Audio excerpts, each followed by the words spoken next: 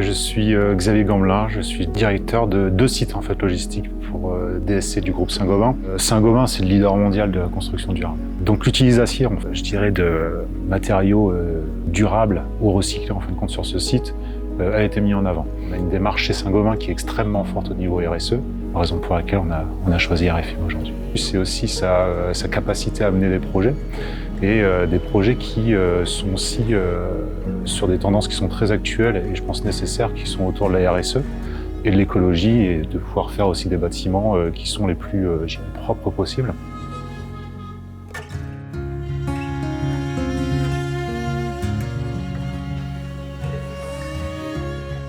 Il nous faut en fin de compte aussi maîtriser nos énergies en fait aujourd'hui. L'énergie coûte cher. Les performances énergétiques du bâtiment, on peut les mettre en avant. J'ai un bâtiment de 12 000 m² sur Verneuil-en-Alate qui a 20 à 25 ans. Et aujourd'hui, le bâtiment de Brel fait 50 000 m², donc il est 4 fois plus grand. Je consomme exactement la même énergie en fait sur le bâtiment qui fait 50 000 m² que sur un bâtiment qui a 20 ans. Et ça, c'est un vrai vecteur de satisfaction aujourd'hui.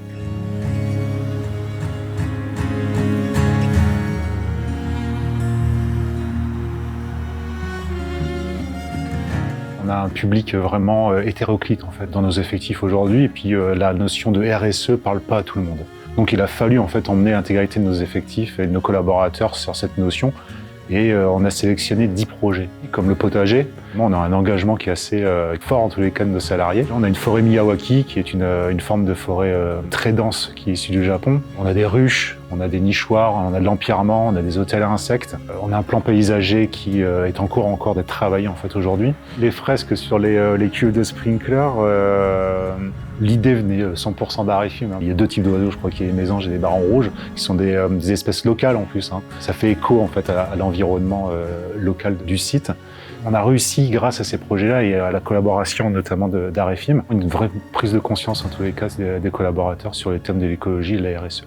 Pour ça, en fait, il faut des gens qui sont capables d'écouter, capables d'accompagner. Et c'est aussi pour ça, en fin de compte, qu'on a ce partenariat qui est assez positif, en fait. Donc, le meilleur exemple, c'est qu'on fait construire notre bâtiment en partenariat avec RFIM aujourd'hui.